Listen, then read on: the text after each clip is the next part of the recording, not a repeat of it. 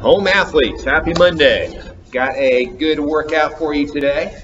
Feels like a lucky workout because it's 7 rounds, right? 7's a lucky number. There's also 7 thrusters and 7 burpees in there too. So time to go buy a lottery ticket or something. I don't know. But we're looking at today, so 7 rounds for time, right? We're trying to do 7 rounds of this as quickly as possible. 200-meter run, 7 double dumbbell thrusters, 7 burpees, right? Nice little triplet workout. Of course, you probably should have your 200-meter run measured out by now, right? So if you haven't, measure that out now. It should take about a minute, right? 100 meters down, 100 meters back, about a minute or so, give or take.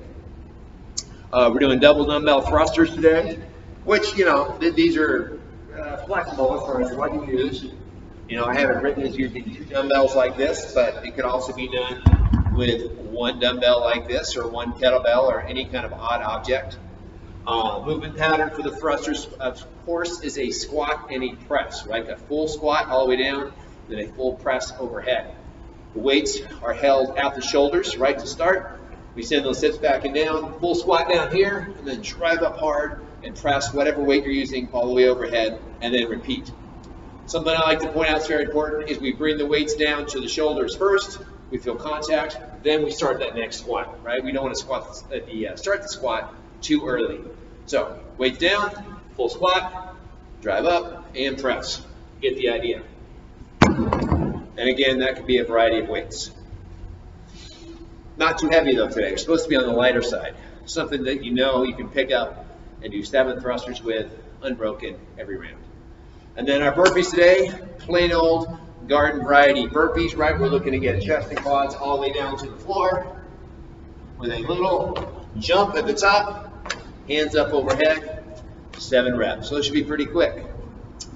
So time-wise, I'm hoping people are going to get this done in about 15 to 20 minutes or so. That's all I got for you. Finer details. I always like to say something about running. Remember when we run, right? These should be pretty quick runs, 200 meters. 2 things, or 1 thing actually, my cue is to lean and pull when we run. So first off, if we lean, we actually use gravity to pull ourselves forward. This makes for more efficient and lower impact running, right? Think about your midline, right? Your center of mass tends to be kind of in the hip area. We actually lean from the hips, and that pulls you forward. So that's the lean part. And then the pull part is pulling those heels up towards your hips, right? So as you lean, you're pulling those heels up towards your hips. This again makes for a very efficient, low impact style of running. As opposed to, you probably heard the term heel strike, right? Where people swing those legs out in front, they land hard on the heels, and then they're pushing themselves forward with their legs. There's a lot of impact there. It's hard on your joints, not so good. As opposed to the lean and pull method, right? This makes for a very quick, efficient run. So practice that today. In fact, you're going to practice it right now. So warm up, we're going to do a warm up 200-meter run. Then we're going to do some movements for 30 seconds each. And then we'll do a second 200-meter run for our warm up today. So 3, 2, 1, 200 meters. Pause your video. Go run 200 meters. Nice, easy pace. I'll be right here. All right, you're back. Good. So now we're going to do a couple different movements. 1, 2, 3, 4, 5, 6 different things. So then you're going to have to go.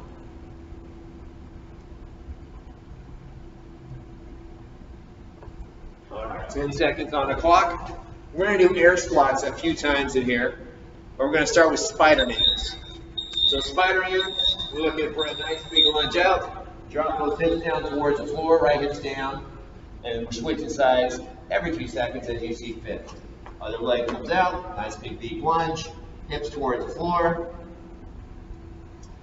Other leg. You know, I like to spend maybe, I don't know, 3 to 5 seconds on each side. You guys keep going on that. We got about 10 more seconds for our Spider-Man lunges. Here comes your beat. 3, 2, 1. And then as promised, air squats, right? We're going to do these 3 times. This is our first time. Waiting for those beats. Remember, hips back and down. All right, send those hips back and down. Full squat at the bottom. Stand up at the top. 3, 2, 1. There we go. Doing air squats. Nice and slow to start, right? We're not trying to beat any more records right now. It's just a warm up. Make sure those heels are staying flat on the floor. We're ideally kind of keeping the eyes on the horizon and keeping the chest relatively high as we go. You keep on going. You got 10 more seconds for air squats.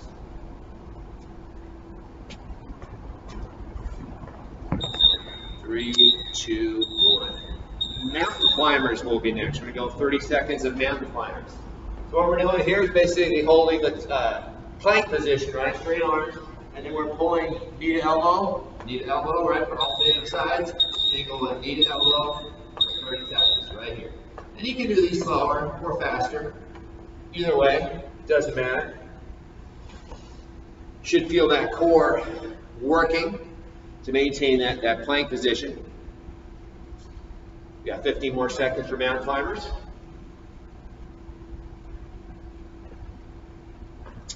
10 more seconds. 3, 2, 1. All right. As promised, we're going to alternate everything with air squats. Just because they're so good. We're looking for full depth in these squats, right? That's why I always like to warm these up. So you'll notice the crease of my hip gets below the top of my knee at the bottom. I want you to do the same thing, or at least work towards that.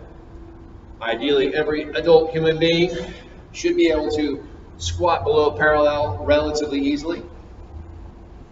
Unfortunately, we all spend too much time sitting down at desks and whatnot, on the couch, in the car. And so we lose that capacity, which is why we do squats a lot in workouts, right, to maintain that range of motion. Because we need it. 3, 2, 1.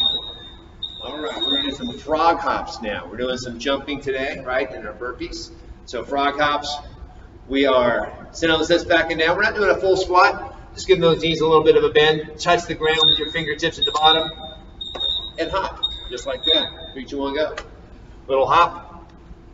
Good time to practice your heel jumps. Drive your heels into the floor as you jump up.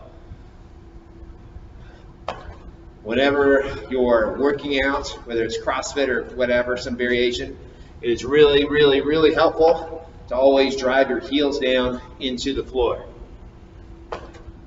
Makes for better balance, makes for better power production. 3, 2, 1. This will be our last time with air squats. Another situation where pretty much always want to keep those heels glued to the floor. It really has a huge effect on balance, strength, and power production, and everything else. It's very common, I know as a coach, to see people who tend to be on the toes, right? Whatever they're doing, lifting weights, even things like jumping, right? A lot of people think you automatically should be up on your toes to jump, but actually you get a lot more force and power when you drive your whole foot, including your heel, down into the floor, because then you use the muscles of your full leg. 3, 2, 1. All right, so you're going to do one more 200-meter run right now at a warm-up pace, and that'll finish up your warm-up. And then when you're done with that, get your workout ready, get your workout on. Again, you're doing 7 rounds total, 200-meter run, 7 thrusters, 7 burpees. There's no rest in the workout today, no intervals, it's just 7 rounds, straight through for time. Hopefully it's going to take you about 15 to 20 minutes. Have fun, work hard, and I'll talk to you tomorrow.